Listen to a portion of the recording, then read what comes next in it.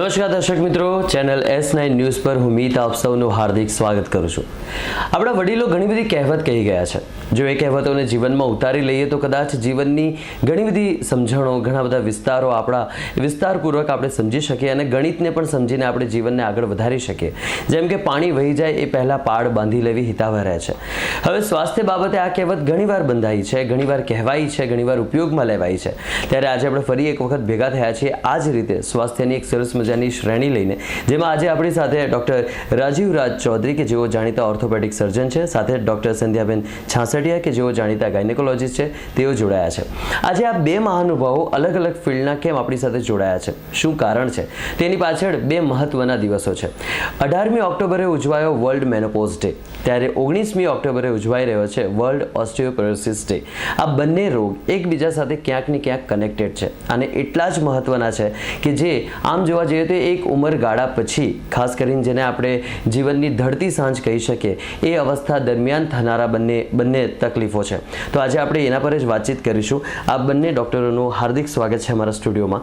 સૌથી પહેલો સવાલ જે છે રાજીવ સર તમારા માટે છે કે ઓસ્ટિયોપોરોસિસ કે જેના વિશે ઘણીવાર ટીવી પર એડ અમે જોતા હોઈએ છીએ કે એનાથી બચવા માટે શું કરવું જોઈએ, આના માટે પ્રિકોશન આ લઈ શકાય, દવા આ લઈ શકાય. એકચ્યુઅલ આ તકલીફ શું છે? મીત, આ ઓસ્ટિયોપોરોસિસ બે શબ્દો ભેગા કરીને બનાવેલો છે. એક પહેલો ભાગ ઓસ્ટિયો, જેનો અર્થ હાડકી, અને બીજો જે શબ્દ છે પોરોસિસ, એટલે પોલું થઈ જવું. એટલે હાડકાના પોલા થઈ જવાને જે રોગનું નામ આપીએ એને ઓસ્ટિયોપોરોસિસ તરીકે આપણે ઓળખતા હોઈએ. વાત એકદમ બહુ સરસ કરી આપી. અને હવે વાત કરીએ સંધ્યા મેમ સાથે.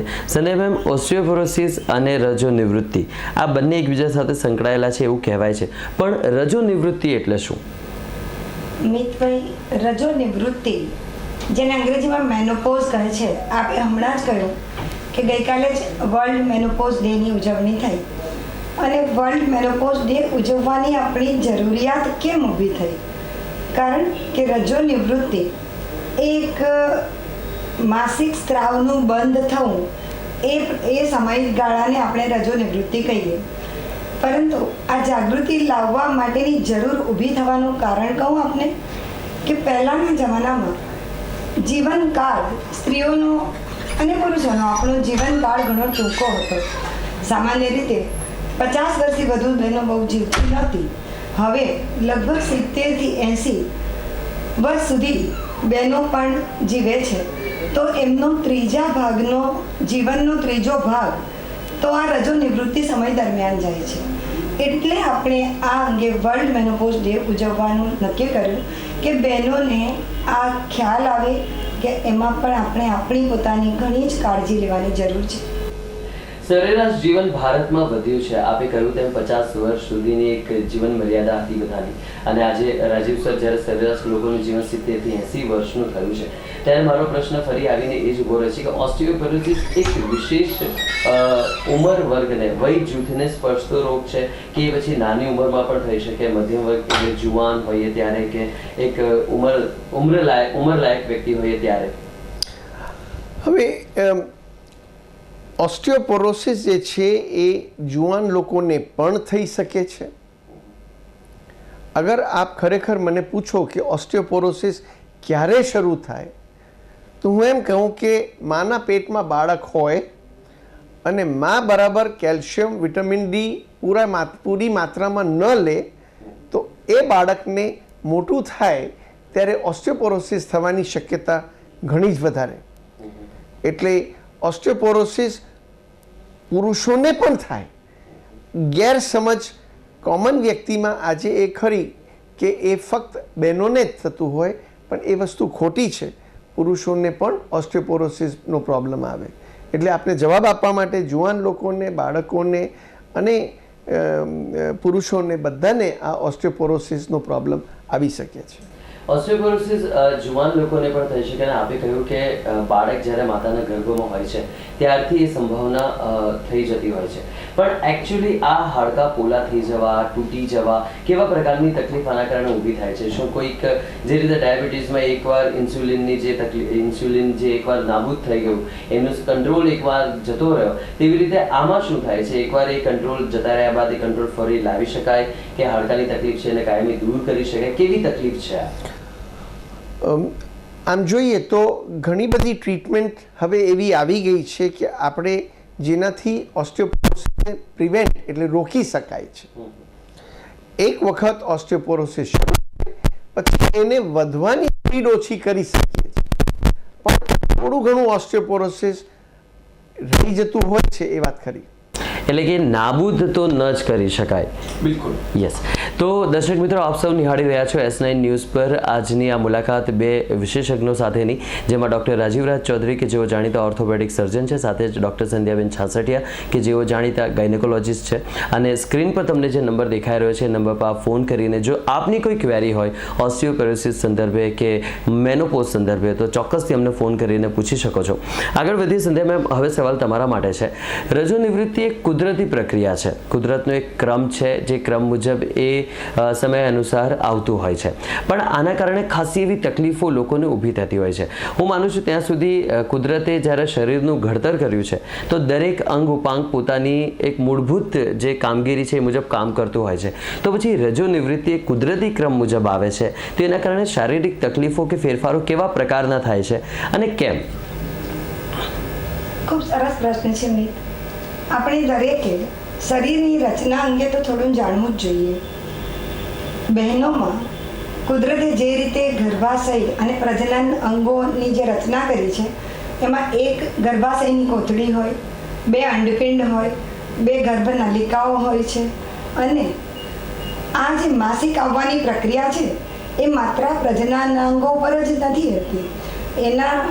એનું જે મુખ્ય જે કંટ્રોલ છે, જે મગજમાંથી અંતઃસ્ત્રાવો આવે અને હાઇપોથેલેમસ, પિચ્યુટરી વગેરે એવી જે અંતઃસ્ત્રાવ કરનારી ગ્રંથિઓ છે એમાંથી જે હોર્મોન્સ, હવે તો બધાને હોર્મોન્સ પણ ખબર જ છે કદાચ, અંતઃસ્ત્રાવ એટલે આપણે હોર્મોન્સ કહીએ, તો એ હોર્મોન્સનું જે સિગ્નલ મળે છે અંડપિંડને, ત્યારે અંડપિંડ એમાંથી ઇસ્ટ્રોજન અને પ્રોજેસ્ટેરોન નામના હોર્મોન્સ બનાવે. એમાં ઇસ્ટ્રોજનનું હાડકાની મજબૂતી માટે વધુ મહત્ત્વ છે. અને જ્યારે પણ નાની બાળકી જ્યારે એને રજોસ્ત્રાવ ચાલુ થાય ત્યારે એ ગ્રંથિ ધીરે ધીરે એક્ટિવ થઈને એ શરૂઆતમાં થોડી અનિયમિતતા રહે, પણ એકાદ વર્ષ, 1.5 વર્ષ પછી રેગ્યુલર માસિક આવવાનું ચાલુ થાય એટલે આ ઇસ્ટ્રોજન અને પ્રોજેસ્ટેરોન હોર્મોનના પ્રમાણના વધઘટ પ્રમાણે ગર્ભાશયની અંદરની દિવાલ જે રિએક્શન આપે એ પ્રમાણે માસિક સ્ત્રાવ રેગ્યુલર રહેતો હોય છે. ધીરે ધીરે જ્યારે પણ કુદરતની એવી રચના છે કે જ્યારે સ્ત્રી જન્મે છે ત્યારે એના અંડપિંડમાં એક ચોક્કસ સંખ્યામાં અંડ હોય છે, અને જ્યારે પણ એ માસિક આવે ત્યારે એ અંડપિંડ મેચ્યોર થાય, પરંતુ જો પ્રેગ્નન્સી ન થાય તો એ અંડપિંડ પછી એનો વિકાસ અટકી જાય અને એ વપરાઈ ગયું એમ ગણાય. એટલે જ્યારે એ બધા વપરાતા જાય તો ધીરે ધીરે એની સંખ્યા ઘટતી જાય અને સ્ત્રીઓને રજો નિવૃત્તિનો સમય આવે, અને એને કારણે ઇસ્ટ્રોજન હોર્મોનનું પ્રમાણ શરીરમાં ઘટતું હોય છે, જેને કારણે પણ હાડકાનો ઘસારો બહેનોમાં થોડો વધારે થઈ શકે, પર્ટિક્યુલરલી રજો નિવૃત્તિ આવ્યા પછી, એટલે કે મેનોપોઝમાં હાડકાનો ઘસારો પછી ઘણી ઝડપથી થતો હોય છે. એટલે કે હાડકાને અસર કરનારી રજો નિવૃત્તિની આખી પ્રક્રિયા કુદરતી રીતે થાય તો છે, પણ એના કારણે પછી પ્રજનનની જે તકલીફ છે અથવા ગર્ભાધાનની જે અવસ્થા છે, શું એ કાયમી રીતે વ્યક્તિ ગુમાવે છે? કારણ કે ઘણીવાર એવા કિસ્સા પણ આવે છે જ્યારે ટેસ્ટ બેબીને લગતા કોઈ કિસ્સાઓ પ્રકાશમાં આવે છે કે ખાસી એવી ઉંમરની બાઈ કે જેને કદાચ આપણે 50-60ની ઉપરની એજ વયની કહી શકીએ આપણે, તો એ પણ ગર્ભાધાન કરીને બાળકને જન્મ આપતી હોય છે. તો શું ગર્ભાધાન અને રજો નિવૃત્તિ આ બંને એકબીજા સાથે કનેક્ટેડ છે, એકબીજાથી ભિન્ન છે કે શું છે? મિત, એ ભિન્ન તો ન કહી શકાય, પણ કનેક્ટેડ જરૂર છે. સામાન્ય રીતે રજો નિવૃત્તિ દરમિયાન ગર્ભાધાનની શક્યતાઓ ઘણી ઓછી થઈ જાય છે, પરંતુ આજના ટેકનોલોજીના જમાનામાં આજે IVF ઇન વિટ્રો ફર્ટિલાઇઝેશન એટલે કે ટેસ્ટ ટ્યુબ બેબી જેને આપણે સામાન્ય રીતે કહીએ છીએ, આ ટેસ્ટ ટ્યુબ બેબીના જમાનામાં અંડ ડોનેશન, અંડનો કોઈક વ્યક્તિ પાસેથી અંડ લઈને શુક્રાણુ સાથે ફલિત બહાર કરીને એમને ગર્ભમાં રોપવામાં આવે અને ગર્ભાશયની દિવાલને પણ અમુક હોર્મોન્સ વગેરેના ઇન્જેક્શન્સ આપીને તૈયાર કરવામાં આવે તો 60 વર્ષે પણ નોંધાઈ છે પ્રેગ્નન્સી, એ આજનો રેકોર્ડ છે. બાકી સામાન્ય રીતે ઉંમર થાય એટલે પ્રજનનાંગો અને ગર્ભધારણની સ્ત્રીની ક્ષમતા ઓછી થઈ જાય છે. રાજેશ સર, હવે પ્રશ્ન તમને પૂછે. આ પ્રશ્ન આવ્યો છે વિશાલભાઈનો કતારગામથી. એમનો પ્રશ્ન એવો છે કે વિટામિન D3 માટે ખાસ કરીને જ્યારે આપણે હાડકાની વાત કરીએ તો સૂર્યપ્રકાશ એના માટે બહુ લાભદાયી થતો હોય છે એવું કહેવાય છે. તો સુરતના લોકો ક્યારે સૂર્યપ્રકાશ મેળવે જેથી કરીને કેલ્શિયમની જે તકલીફ છે એને નિવારી શકાય અને આ તકલીફથી કાયમી રીતે છુટકારો મળે? દરેક જગ્યા માટે ઇન્ટરનેશનલી જુદા સમયનો સૂરજ વધારે વિટામિન ડી આપી શકે એવું વિજ્ઞાને કાઢ્યું છે. અને સુરત માટે સવારે 11 થી 1નો સમય, જેની અંદર બંને બાંય, બંને પગ અને મોઢું એટલું અગર 20 થી 25 મિનિટ માટે સૂરજને એક્સપોઝડ રહે અને એની સાથે અબાઉટ 3 થી 4 વખત અઠવાડિયામાં, તો નેચરલ જેટલું આપણે વિટામિન ડી જોઈતું હોય એટલું આપણને મળી શકે. ઓસ્ટિયોપોરોસિસ પર આવીએ હવે. દર્શક મિત્રો, આપ સૌ નિહાળી રહ્યા છો S9 ન્યૂઝ પર એક તબીબી મુલાકાત કે જેમાં આપણી સાથે ડૉક્ટર રાજીવરાજ ચૌધરી કે જેઓ જાણીતા ઓર્થોપેડિક સર્જન છે સુરત શહેરના, સાથે જ ડૉક્ટર સંધ્યાબેન છાસડિયા કે જેઓ જાણીતા ગાયનેકોલોજીસ્ટ છે સુરત શહેરના, એમની સાથેની મુલાકાત નિહાળો છો, જેમાં 2 મહત્વના દિવસોનું સેલિબ્રેશન એક સાથે આપણે કરી રહ્યા છીએ. 18th ઓક્ટોબરે વર્લ્ડ મેનોપોઝ ડે અને 19th ઓક્ટોબર એટલે કે આજે વર્લ્ડ ઓસ્ટિયોપોરોસિસ ડે આપણે સેલિબ્રેટ કરી રહ્યા છે. સર, હવે પ્રશ્ન આવે છે કે ઓસ્ટિયોપોરોસિસના સિમ્પટમ્સ કયા કયા છે? ઘણા લોકોને ઓસ્ટિયોપોરોસિસના કોઈ સિમ્પટમ્સ નહીં હોય એવું બની શકે. એ જ કારણે એને સાયલેન્ટ ડિઝીઝ તરીકે પણ અમે ઓળખતા હોઈએ. પણ યુઝ્યુઅલી લોકોને થોડું ઘણું કમરનો દુખાવો અથવા પછી જલ્દી થાકી જવું એ નોર્મલ સિમ્પટમ્સ હોય. એની ઉપરાંત ફ્રેજિલિટી ફ્રેક્ચર કહેવાય, એટલે આપણી હાઇટથી ઓછી ઊંચાઈથી કોઈ વ્યક્તિ પડે અને મેજર ફ્રેક્ચર આવે, એને ફ્રેજિલિટી ફ્રેક્ચર, એટલે હાડકાં નબળા હોય તો આપને ફ્રેક્ચર તરીકે પહેલો ચિહ્ન મળી શકે, અથવા આપને કોઈ ચિહ્ન ન હોય, આપને કોઈ તકલીફ નહીં હોય, અથવા અમુક લોકોને કમરના દુખાવો, બોડીમાં દુખાવો, જલ્દી થાકવું, એ બધા ચિહ્નો જે છે એ ઓસ્ટિયોપોરોસિસના ચિહ્નો છે. સર, હવે એક પ્રશ્ન આવ્યો છે હુસેના બાનુનો બરિયાવી બજારથી. એમનો પ્રશ્ન એ છે કે અમે નોનવેજ ખૂબ ખાઈએ છીએ છતાં પણ વિટામિન D3ની જે ઘટ છે એ કેમ વર્તાય છે અને હાડકાં ઓછા શું અમારા થઈ શકે કે ન થઈ શકે? હવે આની અંદર 2 આસ્પેક્ટ્સ છે. મુસલમાન લોકોમાં બુરકાનું પ્રચલન ઘણું છે અને બુરખાના કારણે સૂર્યપ્રતાપને ડાયરેક્ટ એક્સપોઝર મળતું નથી, એટલે જે નેચરલ વિટામિન ડી આપણને મળવું જોઈએ એ નથી મળતું. બીજો ભાગ જે છે આ પ્રશ્નનો કે અમે મટન ખૂબ ખાઈએ, નોનવેજ ખૂબ ખાઈએ, પણ મટન અને નોનવેજની અંદર એટલું બધું વિટામિન ડી નથી મળતું. ફક્ત ફિશના ઓઇલ્સમાં, એટલે કોડ લિવર ઓઇલ કહીએ, શાર્ક લિવર ઓઇલ કહીએ, લિવરના જે તેલ નીકળે એમાંથી જ આપણને વિટામિન ડી મળી શકે. અને મારા ધ્યાનમાં જ્યાં સુધી છે એ ઇવન નોનવેજ ખાતા લોકો જે છે એ વધારે પ્રમાણમાં ફિશ ઓઇલ્સનું સેવન કરતા નથી. એ કારણે વિટામિન ડીની ઉણપ આ લોકોમાં રહેતી હોય છે. સંજય મેમ, હવે સવાલ તમને પૂછવા માંગીશું કે રજો નિવૃત્તિની જ્યારે વાત આવે છે ત્યારે એક ઉંમરલાયક વ્યક્તિનું ચિત્ર આપણી સામે ઝડપાય છે. જેમ રાજીવ સરે કહ્યું કે ઓસ્ટિયોપોરોસિસ એક જુવાન વ્યક્તિને પણ થઈ શકે, તો શું રજો નિવૃત્તિ વહેલી પણ આવી શકે ખરી અથવા બહુ મોડી પણ આવી શકે ખરી? આમાં એવું છે મિત કે રજો નિવૃત્તિનો આપણા ઇન્ડિયન લેડીઝનો જે ઉંમરગાળો છે એ સામાન્ય રીતે 47.5 વર્ષ, લગભગ 47-48ની ઉંમર.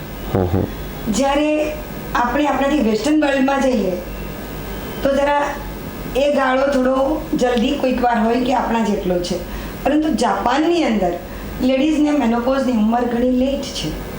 કદાચ ત્યાં જે એ લોકોનો સોયાબીનનો ઉપયોગ વધુ છે એ પણ હોઈ શકે.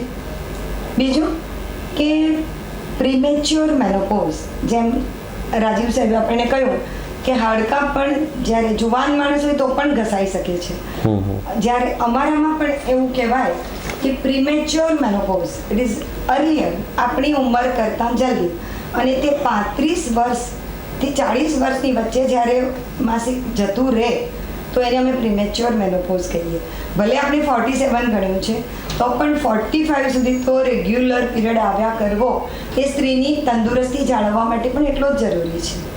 અને પ્રીમેચ્યોર મેનોપોઝ બહુ જ રેર કેસમાં ઘણી વખત અંડપિંડનું જે ફેલ જવું, કોઈ ઓટો ઇમ્યુન ડિસીઝીસ જેવા હોય જેની અંદર અનમેરિડ ગર્લ્સમાં પણ રેરલી જોવા મળી જાય.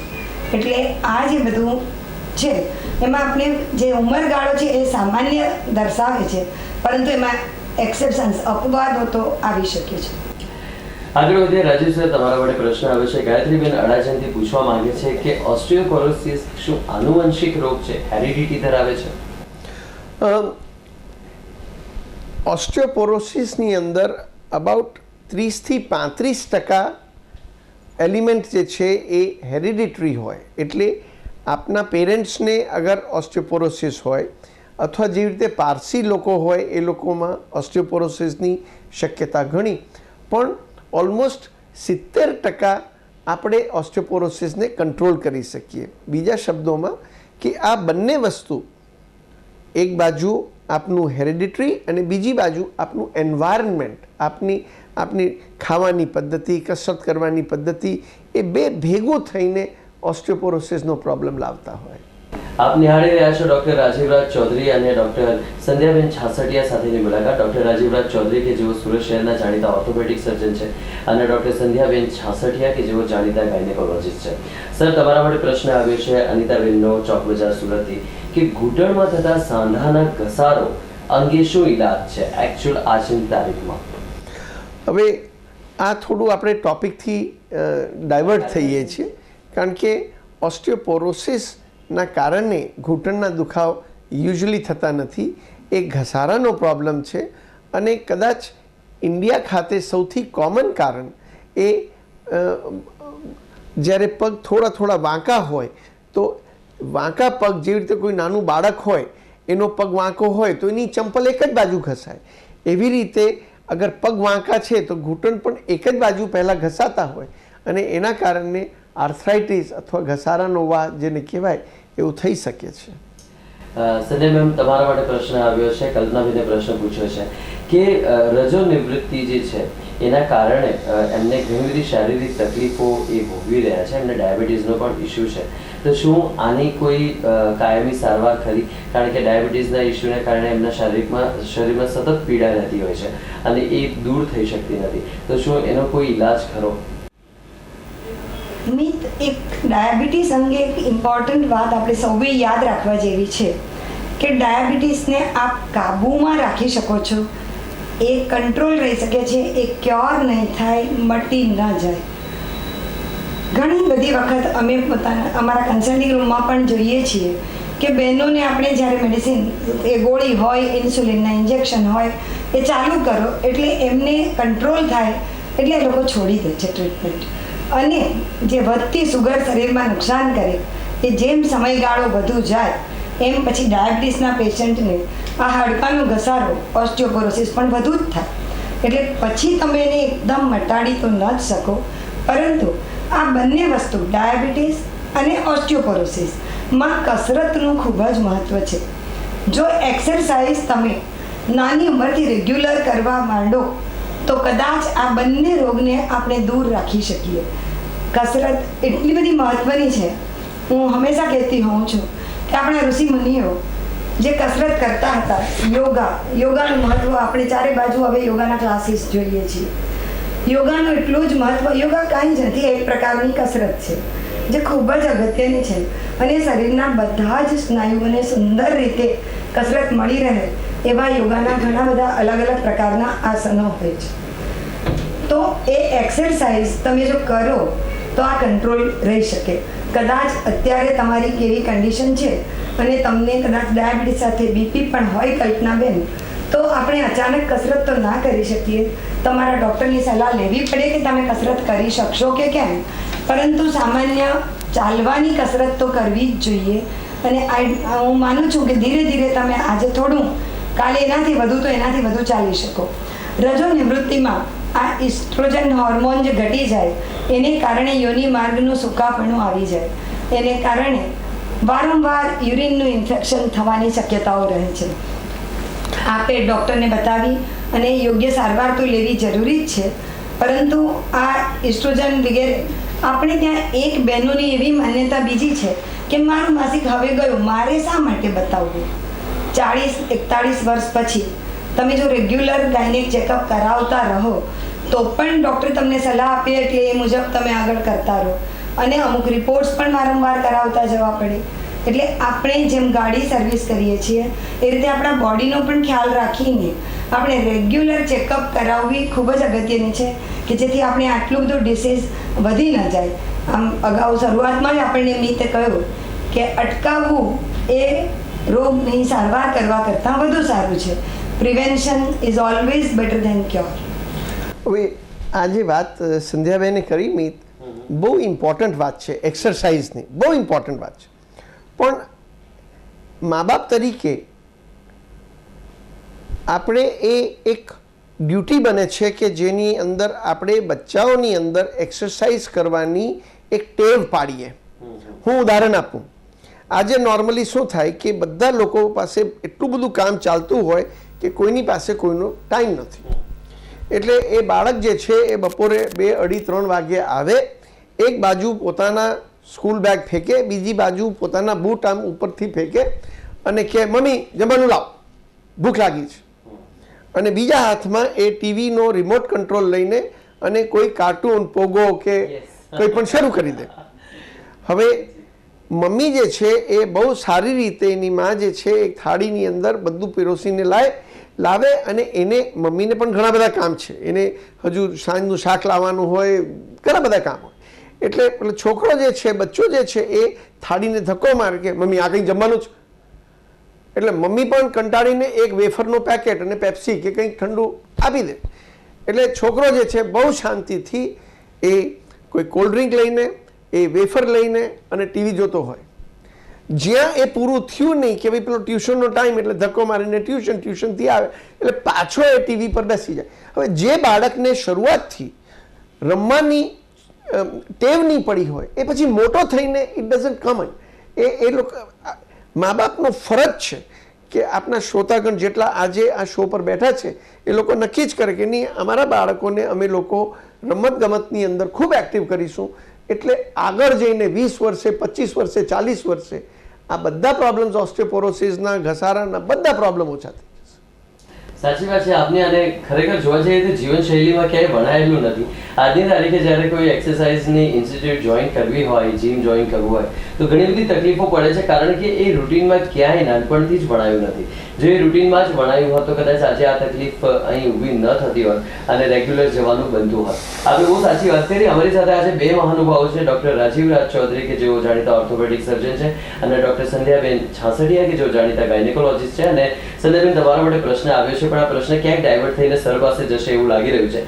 પ્રશ્ન છે સરિતાબેનનો પાંડેસરાથી. એમણે પ્રશ્ન પૂછ્યો છે કે ગર્ભાશયની કોથળી એમણે કઢાવી નાખી છે, ત્યાર પછી કમરમાં દુખાવો ખૂબ શરૂ થયો છે અને ડૉક્ટરને બતાવતા એમણે જણાવ્યું કે આ ઓપરેશન થવાને કારણે તમારી કમરની મણકાની નસ દબાઈ છે, તો શું કરવું જોઈએ, કોઈ ઉપાય આપશો? હવે આ બંને જણા પાસે પ્રશ્ન આવ્યો છે અને કદાચ સહિયારા પ્રયત્ને તમે આ પ્રશ્નનો ઉત્તર આપશો. મને એવું લાગે છે કે સરિતાબેનને મારે ક્લિયર કરી દેવું જોઈએ કે આ ઓપરેશનથી કોઈ કમરની નસ દબાતી નથી, એટલે એ વસ્તુ આપણા મનમાંથી કાઢી જ લેવી જોઈએ. આ બંને વસ્તુ ટોટલી જુદી છે. એક બાજુ એમને કોથળી કઢાવી, ફાઇન, પણ એ અંડપિન અગર એની જગ્યા પર છે એટલે હોર્મોન્સ નોર્મલ ચાલતા હોય તો એટલો બધો કંઈ પ્રોબ્લેમ આવવો જોઈએ નહીં. ખરી વાત કે નહીં? એટલે પર્સનલી મને એવું લાગે કે આ ટોટલી ડિફરન્ટ વસ્તુઓ છે અને આપે કોઈ ઓર્થોપેડિક સર્જનને મળીને અને આ નસના દબાણનો આપણે નિવારણ કરવું જોઈએ. અહીં પેટા પ્રશ્ન મારા મગજમાં આવી રહ્યો છે સંધ્યાબેન તમારા માટે કે ગર્ભાશય જે મૂળભૂત રીતે ક્યાંક ને ક્યાંક કહી શકાય કે પીરિયડ્સ માટે જવાબદાર હોય છે, તો જ્યારે કોઈ સ્ત્રી ગર્ભાશય બહુ જ પહેલા કઢાવી નાખે છે એની રજો નિવૃત્તિ પહેલા, તો શું એની રજો નિવૃત્તિ ત્યારે જ આવી ગઈ કે એ ત્યાર પછી એક જે કુદરતી ક્રમ છે એ મુજબ જ આવશે? ખૂબ જ સુંદર પૂછ્યું છે મિત. અને મને પેલા સરિતાબેનને એક વસ્તુ એમણે જણાવી નથી કે એમની ઉંમર કેટલી હતી. 49 વર્ષ એમણે એ જ કહી છે. જો 49 વર્ષે એમની ઉંમર પર જો ઓપરેશન થયું હોય તો એમનો આમે રજો નિવૃત્તિનો સમય પણ આવી જ ગયો હતો. એટલે આ ઓપરેશનને કારણે આ ઘટના બની એ જેમ રાજીવભાઈ આપણને કહ્યું એકદમ સાચું છે કે આ નસ એનાથી દબાતી નથી. અને જો એ નસ દબાતી હોય તો આપણે ઓર્થોપેડિક સલાહ લઈ અને એનું તાત્કાલિક નિવારણ કરવું જોઈએ, નહીં તો કદાચ તમને ચાલવામાં પણ તકલીફ પડી શકે બેન. બીજો આપનો પ્રશ્ન હતો કે ગર્ભ કોથળી કાઢવી. ગર્ભાશયની કોથળી નાની ઉંમરમાં રજો નિવૃત્તિના સમય પહેલાં ન કાઢવી પડે ત્યાં સુધી સારું એવા અમારા દરેક ડૉક્ટરના પ્રયત્નો હોય છે. અને જ્યારે માસિકની જે સમસ્યાઓ, પહેલાંના જમાનામાં એટલા બધા અમારી પાસે સાધનો નહોતા, હવે એટલી બધી સગવડ આવી છે, ટેકનોલોજી પણ એડવાન્સ થઈ છે, નવી નવી શોધો, એટલે નાની ઉંમરમાં હવે ગર્ભાશય કાઢી નાખવાની બહુ જરૂર પડતી નથી. પરંતુ જે બહેનોનું નાની ઉંમરમાં ગર્ભાશય નીકળી જાય તો અંડપિંડ અમે અંદર રાખતા જ હોઈએ છીએ, એટલે એના હોર્મોન્સનું કાર્ય તો ચાલુ રહે. પરંતુ કોઈક વાર એ આપણે ગર્ભાશય કાઢી નાખીએ તો એ વાઢકાપને કારણે અંડપિંડનો જો એનો લોહીનો સપ્લાય ઓછો થાય તો એનું કામ જો અટકી જાય તો જે મુશ્કેલીઓ લગભગ આપણને રજો નિવૃત્તિ દરમિયાન આવતી હોય એ થોડી જલ્દી તો આવી શકે. એટલે ગર્ભાશય કાઢવાની ઉતાવળ ખોટી ન કરવી જોઈએ. જરૂરી હોય અને કોઈક વાર નાની બહેનોમાં કેન્સર પણ ઘણીવાર જોવા મળે તો એવામાં કાઢવું પડે એ વાત અલગ છે. પરંતુ સામાન્ય રીતે જે 35ની આજુબાજુ માસિકની અનિયમિતતા ચાલુ થાય છે, આપને મેં જણાવ્યું કે સ્ત્રીઓના શરીરમાં અંડની સંખ્યા બહુ નક્કી હોય છે અને જેમ વપરાતા જાય તો માસિકની શરૂઆત અને પેરીમેનોપોઝ એટલે કે આ જે મેનોપોઝ આવવાનો અગાઉનો ગાળો એ દરમિયાન અનિયમિતતા તો રહેશે જ. અને એ માસિકની અનિયમિતતાને કારણે ગર્ભાશય કાઢી નાખવું પડે એવું નથી. આપણે ઓલ્ટરનેટિવ્સ ટુ હિસ્ટેરેક્ટોમી, ગર્ભાશય કાઢી નાખવાને બદલે બીજી સારવાર હવે ખૂબ જ અવેલેબલ છે અને એમાં આપણે એનો લાભ લઈને ગર્ભાશય ખોટું ન કાઢી નાખીએ એ જરૂર જોવું જોઈએ. આગળ જે વાત ચાલી રહી છે આપણી આજે વર્લ્ડ મેનોપોઝ ડે અને વર્લ્ડ ઓસ્ટિયોપોરોસિસ ડે નિમિત્તે ડૉક્ટર રાજીવરાજ ચૌધરી અને ડૉક્ટર સંધ્યાબેન છાસડિયા સાથે એક ડૉક્ટર શ્રી ઓર્થોપેડિક સર્જન છે તો બીજા મેમ શ્રી ગાયનેકોલોજીસ્ટ છે. અને બે પ્રશ્નો આવ્યા છે. બંને પ્રશ્નો બંને જણ માટે છે એમ કહું તો ચાલે. કે કોમલબેનનો પ્રશ્ન છે અડાજણથી, એમની ઉંમર 31 વર્ષની છે. એમણે પ્રશ્ન પૂછ્યો છે કે પડી જવાથી ઘૂંટણમાં એમને વાગ્યું હતું, ડૉક્ટરે કેલ્શિયમની દવા લખી આપી હતી, 3 માસ કોર્સ કર્યો, તેનાથી એમનું વજન ખાસું એવું વધી ગયું છે, તો શું આ દવાની આડઅસર હોઈ શકે? કેલ્શિયમથી વજન વધતું નથી. કેલ્શિયમની ગોળીની કેલરી વેલ્યુ 0 હોય છે, એટલે કેલ્શિયમની ગોળીથી વજન વધી શકે નહીં. ઘૂંટણમાં વાગ્યું એટલે પ્રવૃત્તિ ઓછી થઈ, ચંડી પડવામાં ઘારી ખાધી અને વજન વધ્યું તો બેચારા કેલ્શિયમનું શું વાંક? બહુ અનુકૂળ જવાબ છે આપનો. મેમ આપના માટે પ્રશ્ન છે પ્રીતિબેનનો ભટારથી. સતત કમરમાં દુખાવો રહેતો હતો, જેની દવા કરાવી, જેના કારણે માસિક ઇરેગ્યુલર થઈ ગયું છે, તો શું આ દવાના કારણે થયું હોઈ શકે? 31 વર્ષે માસિકની અનિયમિતતા કમરના દુખાવાની દવાથી ન થઈ શકે. એટલે આપણે સોનોગ્રાફી નામની તપાસ કરાવવી જોઈએ. ગર્ભાશયમાં સોજો, ફાઇબ્રોઇડ નામની કોઈ ગાંઠ એવું કંઈક હોઈ શકે અને કશા કારણ વિના પણ આ બ્લીડિંગ અનિયમિત આવી શકે એવું DUB કહેવાય, ડિસફંક્શનલ યુટ્રાઇન બ્લીડિંગ, કારણ વિનાનો માસિક સ્રાવ એવું પણ થઈ શકે છે. એટલે આપ ડૉક્ટરની સલાહ લઈને એને નિયમિત કરવાની કોશિશ કરો, કારણ કે ઘણી જ નાની ઉંમર છે. આગળ વધીએ સર. હવે તમારા માટે પ્રશ્ન એ છે કે ઓસ્ટિયોપોરોસિસ છે, એકવાર એ ખબર પડી કે ક્યાંક એના લક્ષણ મળતા આવે છે, તો એની તપાસ કેવી રીતે થઈ શકે? એના માટે કઈ ટ્રીટમેન્ટથી એ તપાસ આપણે કરી શકીએ, એનું નિદાન કરી શકીએ? હવે પહેલી વસ્તુ આવે નિદાન. હું નોર્મલી એવું સૂચન આપું કે 50 વર્ષની ઉંમર પછી બધાએ પોતાની હાઇટ વર્ષમાં એક વખત વગર ચંપલે ઊભા રહીને અને માપી લેવી જોઈએ, કારણ કે ઓસ્ટિયોપોરોસિસથી મણકા દબાય તો હાઇટ ઓછી થઈ જતી હોય, એટલે એ એક વસ્તુ આપણે ચેક કરી લેવી સારી. એક્સરે એ બહુ એક્યુરેટ તપાસ નથી. 30થી 40% કેલ્શિયમ અથવા હાડકું ઓછું થાય પછી પહેલી વખત એક્સરેમાં ખબર પડે કે ઓસ્ટિયોપોરોસિસ એક્સરેમાં પકડાય. એટલે ઓસ્ટિયોપોરોસિસનું નિદાન એક્સરે ઉપર થોડું મોડું થતું હોય, એટલે ટ્રેન નીકળી ગઈ ને આપણે પહોંચ્યા સ્ટેશન પર, એના જેવી વસ્તુ છે. નોર્મલી BMD નામનો એક ટેસ્ટ આવે, બોન મિનરલ ડેન્સિટી, અને એ ટેસ્ટ જે છે એ ઘણો એક્યુરેટ હોય અને આજની તારીખમાં એને ગોલ્ડ સ્ટેન્ડર્ડ કે ભાઈ એનાથી તપાસ થાય અને એ આંકડો જે બોલે એ ચોક્કસ પાયા ઉપર ઓસ્ટિયોપોરોસિસ છે કે નથી એ આપણે ખબર પડે. અને હવે લેટેસ્ટ જે વસ્તુ આવી છે એ ફ્રેક્સ ટૂલ કરીને એક આવ્યું છે, અને ફ્રેક્સ ટૂલ એક કમ્પ્યુટર પર બધી માહિતી અંદર એન્ટર કરીએ એટલે કેટલી ઉંમર છે, પુરુષ છે, સ્ત્રી છે, એની આપણે કોથળી કાઢી નાખી છે કે નહીં, એ દારૂ પીએ છે કે નહીં, સ્મોક કરે છે કે નહીં, જિંદગીમાં પહેલી વખત ફ્રેક્ચર થયો કે નહીં, એ બધી વિગત આપણે એની અંદર નાખીએ તો એ સ્કોર ઉપરથી એ લોકો આપણને કહી શકે, કમ્પ્યુટર આપણને કહી દે કે ઇન્ડિયા માટે આ આંકડો બેસે તો 10 વર્ષમાં આટલે ટકા ચાન્સ છે કે ફ્રેક્ચર થાય. એટલે લેટેસ્ટ વસ્તુ જે હવે આવી છે ફ્રેક્સ ટૂલ આવી છે. તમારા માટે પ્રશ્ન આવ્યો છે સર કે આશીષભાઈ, જેમની ઉંમર 42 વર્ષ છે, એમણે પૂછ્યું છે કે 7 વર્ષથી એમને મણકાના દુખાવાની દવા તેઓ કરાવી રહ્યા છે, પરંતુ કોઈ ફરક પડ્યો નથી અને અલગ અલગ ઘણા બધા ડોક્ટરોને બતાવ્યું, તો શું મણકાના દુખાવાની કોઈ કાયમી સારવાર નથી? હવે 7 વર્ષથી અગર મણકાની દવા ચાલે છે તો ચોક્કસ કોઈ નિદાન પરફેક્ટલી થયો નથી, અને મને એવું લાગે છે પરફેક્ટ નિદાન થાય તો ઘણી બધી વસ્તુઓ સોલ્વેબલ છે. એટલે એમને પોતાનું MRI સ્કેન, CT સ્કેન, જે પણ વસ્તુની જરૂર છે એ કમ્પ્લીટ તપાસ કરાવીને અને ઇલાજ કરાવવો જોઈએ, ચોક્કસ ઇલાજ થશે. 35 વર્ષની એજના રમેશભાઈ રામદેવથી પૂછે છે કે 5 વર્ષ અગાઉ એમને અકસ્માત થયો હતો, ત્યાર પછી કમરમાં સખત દુખાવો રહે છે અને શિયાળામાં આ તકલીફ વધી જતી હોય છે, તો એનો ઉપચાર શું? હવે 35 વર્ષની ઉંમરના વ્યક્તિને 5 વર્ષથી અગર દુખાવો હોય તો વાગવાના કારણે પણ હોય, વાગવાનું કારણ નહીં પણ હોય.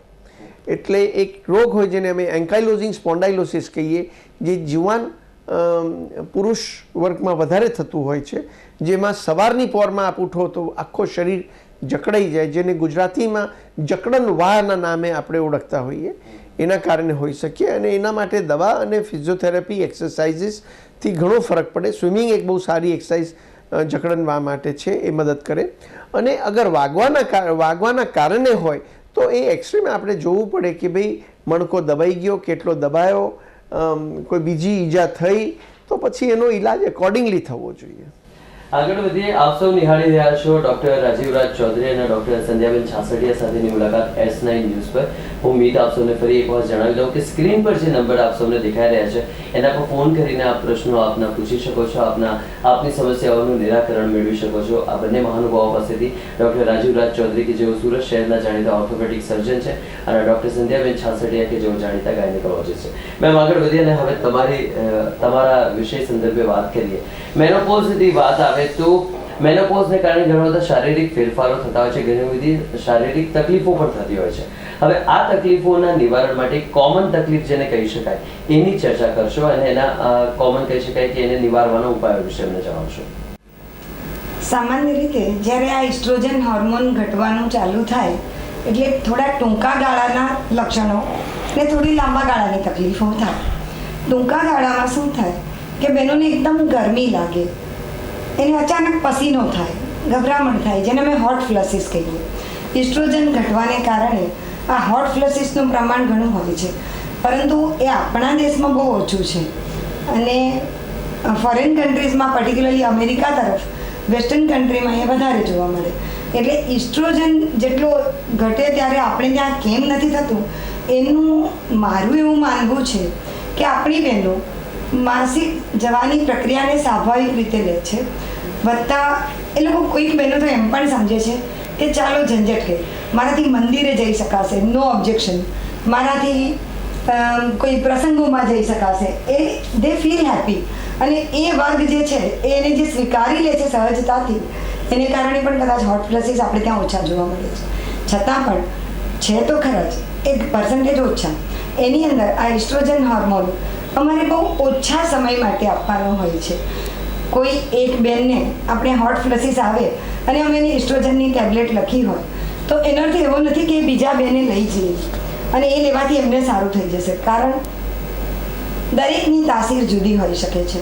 અને જ્યારે પણ આ એસ્ટ્રોજન અમે આપીએ ત્યારે સ્ત્રીને ગર્ભાશયની કોથળીનું ઓપરેશન થઈ ગયું છે કે નથી થયું, એ બહુ જ અગત્યનો વસ્તુ છે અમારે નિર્ણય લેવા માટે.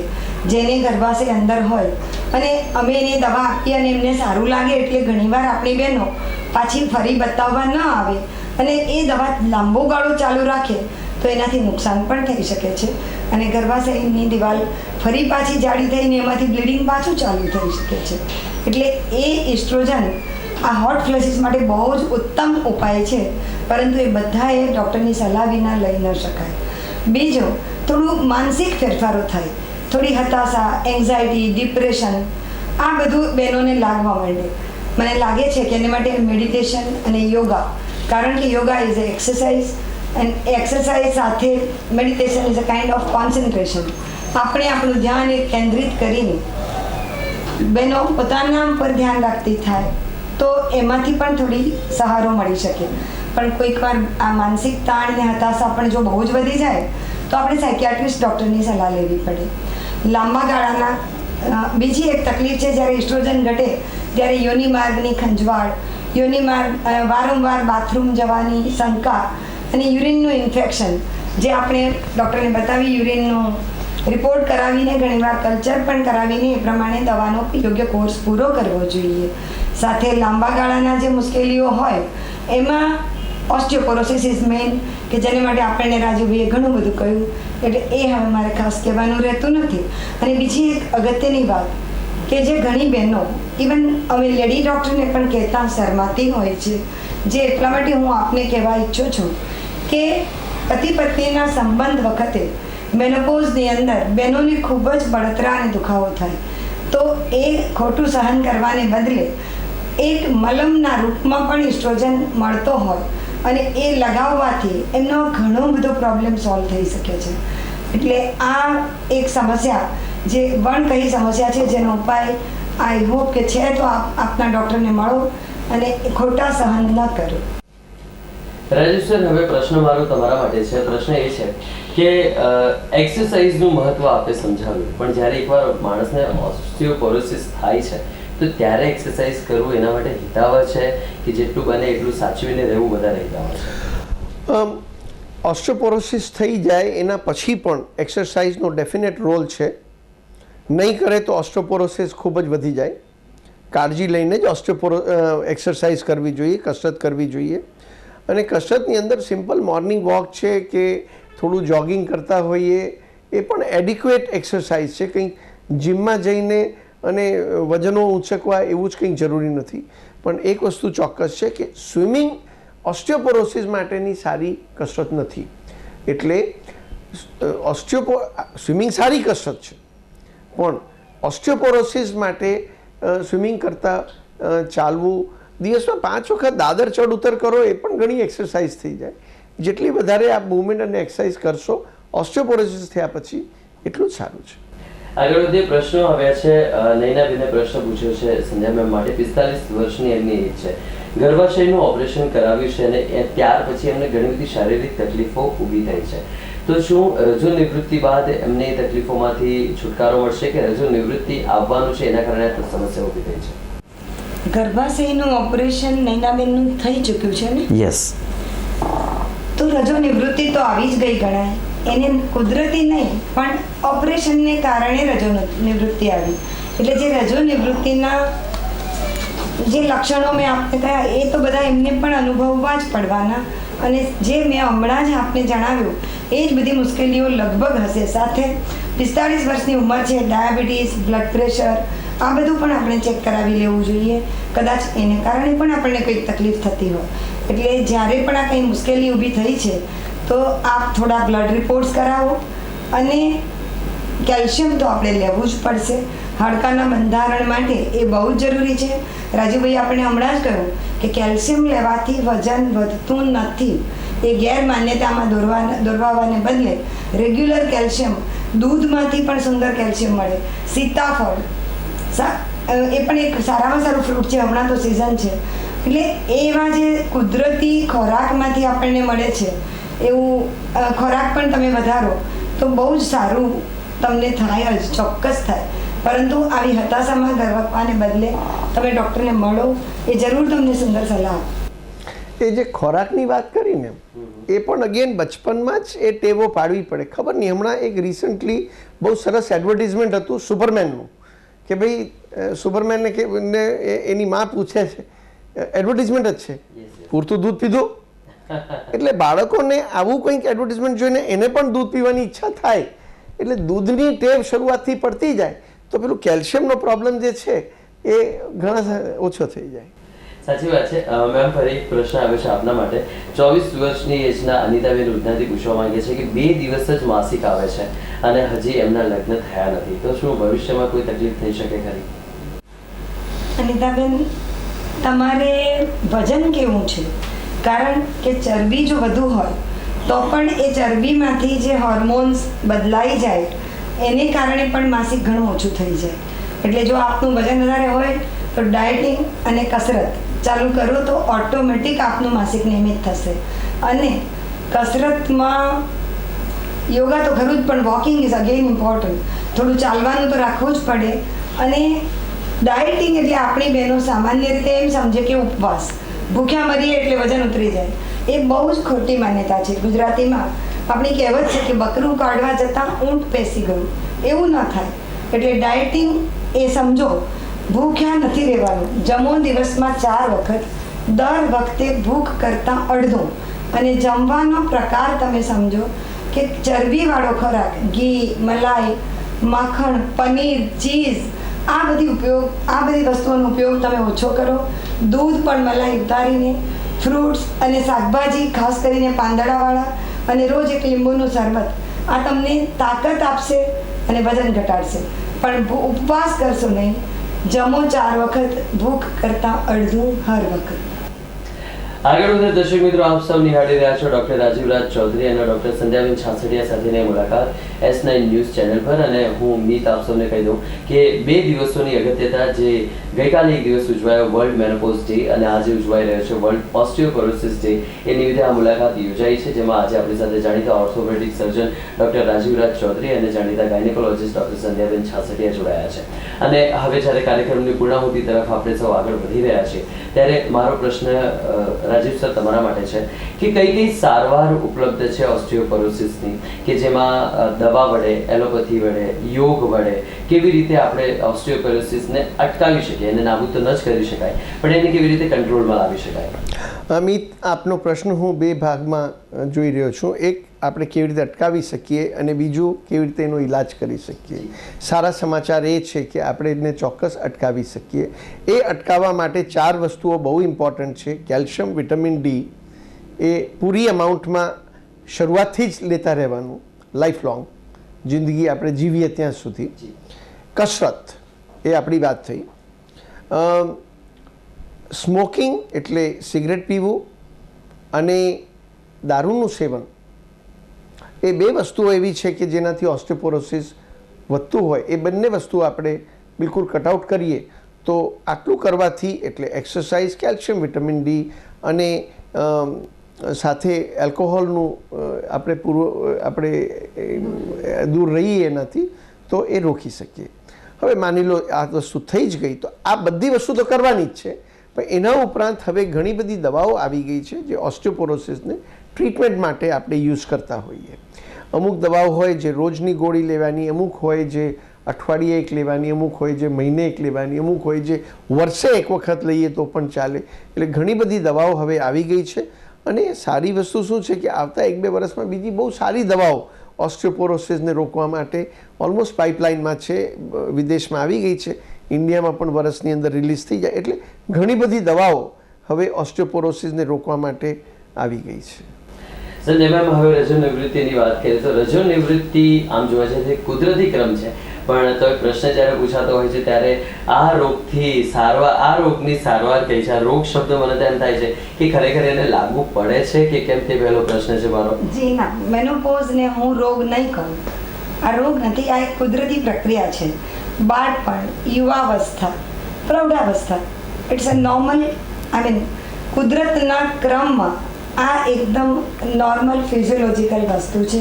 મેનોપોઝ એક રોગ નથી, પરંતુ એને આવકારવા માટે તમારે માનસિક રીતે તૈયાર રહેવું પડે. તમે તમારી અડધી ગમતી પ્રવૃત્તિઓમાં પણ જો રત રહો તો તમારું એટેન્શન ડાયવર્ટ થાય. અને શારીરિક સમસ્યાઓમાં સાહેબે કહ્યું તેમ ઓસ્ટિયોપોરોસિસ અટકાવવાનું સૌથી પહેલી દવા છે મેનોપોઝની. અને એ એમના કહેવા મુજબ ઘણી યંગ ઉંમરમાં 30-35 વર્ષે આ જે હાડકાની ક્ષમતા હોય ને એ મેક્ઝિમમ હોય. અને ત્યારથી જ જો આપણે આ કેલ્શિયમ, વિટામિન ડી વગેરે રેગ્યુલર જો લેતા હોઈએ તો આપણે ઓસ્ટિયોપોરોસિસ જો અટકાવી શકીએ. તો મેનોપોઝમાં મુખ્ય વસ્તુ છે ફ્રેક્ચર. નાનકડી પગ બાથરૂમમાં જરા લપસી દો અને ફ્રેક્ચર. તો એ હાડકાનું જે બરડપણું થઈ જાય છે એ અટકાવવા માટે કમસે કમ 35 વર્ષથી આપણે આ પ્રયત્ન ચાલુ કરવા જોઈએ. આ રોગ જ નથી કે એની સારવાર કરાય, પરંતુ આ હોર્મોન ઘટવાને કારણે શરીરના વિવિધ અવયવો ઉપર અને અંગો ઉપર જે અસર થાય છે, તો જ્યારે એ તકલીફ થઈ હોય એ પ્રમાણે એને ડૉક્ટરને બતાવી રિપોર્ટ કરાવીને આપણે દવા લઈ શકીએ. ફરીથી હું એક સ્ટેપ આગળ જઈને એવું કહીશ કે કેલ્શિયમ જે છે એ બાળ અવસ્થાથી જ પૂરતી માત્રામાં આપવું જોઈએ. એટલે એ મા બાપનો બિલકુલ કડક એ લોકોનો ધર્મ થાય. આપણે આપણા બચ્ચાઓ માટે પ્રોપર્ટી, જાયદાદ, પૈસા નહીં મૂકીએ ચાલે, પણ સારા હાડકાં મૂકીએ અને સારી તંદુરસ્તી મૂકીએ એ વધારે સારી ગિફ્ટ તરીકે આપણે જોવાનું. તો દર્શક મિત્રો, આપ સૌ નિહાળી રહ્યા હતા ડૉક્ટર રાજીવ રાજ ચૌધરી, જાણીતા ઓર્થોપેડિક સર્જન, અને ડૉક્ટર સંધ્યાબેન છાસટિયા કે જેઓ જાણીતા ગાયનેકોલોજીસ્ટ છે. એમની સાથેની મુલાકાત વર્લ્ડ મેનોપોઝ ડે અને વર્લ્ડ ઓસ્ટિયોપોરોસિસ ડે નિમિત્તે. અને આ મુલાકાત આજે એટલે કે ચંદી પડવાના દિવસે એક અસલ સુરતીઓ આપણી સાથે બેસીને આજે ચર્ચા કરી રહ્યા છે. ખરેખર બહુ મોટી વાત છે અને ઘણા બધા પ્રશ્નો પણ આવ્યા છે. તાજુબની વાત એ પણ છે. અને આ બધા પ્રશ્નોની વચ્ચે હવે અંતે આપ બંને મહાનુભાવો સુરતીઓને શું મેસેજ આપશો? સૌથી પહેલું કે ઘારી માત્ર ચંદી પડવાને દિવસે જ ખાજો. ચંદી પડવાની પહેલાં અને પછી. અને ઘીનું સેવન જ્યારે વધે ત્યારે ચરબી, સ્થૂળતા વધે અને આપણે આ મુશ્કેલીઓમાં પડીએ. મારે એક જ વસ્તુ ખાસ કહેવાની કે રેગ્યુલર કસરતને જીવનમાં મહત્ત્વ આપીએ તો આપણે ઘણા બધા રોગોને ટાળી શકીશું. હું સંધ્યાબેન સાથે બિલકુલ સહેમત છું. સારું ખોરાક, સારી કસરત એ આપને ડાક્ટરથી દૂર રાખશે. આપને ઓસ્ટિયોપોરોસિસનો પ્રોબ્લેમ નહીં નડશે. આ દુનિયાનો પહેલો વ્યવસાય છે જે સામેથી કહે છે કે તમે આટલી કાળજી રાખશો તો તમારે અમારી પાસે આવવાનું નહીં બને. અમારી મુલાકાત જેટલી ઓછી લેવી પડે એટલું સારું. અમારું કામ જ એ છે કે આપણા લોકોને તંદુરસ્ત, હેલ્ધી રાખવાનું. તો દર્શક મિત્રો, ફરીથી આ જ રીતે મળીશું એક સરસ મજાની સ્વાસ્થ્યની શ્રેણી અંતર્ગત કોઈ ફરી ડૉક્ટર, તબીબો સાથે, અને વાત કરીશું આપણા સ્વાસ્થ્યના પ્રશ્નો અંગે. તમારા પ્રશ્નોનો અવિરત પ્રવાહ જે રીતે હજી પણ ચાલી રહ્યો છે, કાર્યક્રમ પૂર્ણાહુતિ પર છે છતાં પણ પ્રશ્નો આવી રહ્યા છે, તે જ રીતે ચાલુ રાખશો. ફરી એકવાર મળીશું આ જ રીતે S9 ન્યૂઝ પર. મીતને આપો રજા. ડૉક્ટર રાજીવ રાજ ચૌધરી અને ડૉક્ટર સંધ્યાબેન છાસટિયા, આપનો ખૂબ ખૂબ આભાર અમારા સ્ટુડિયોમાં આવવા બદલ. Thank you so much.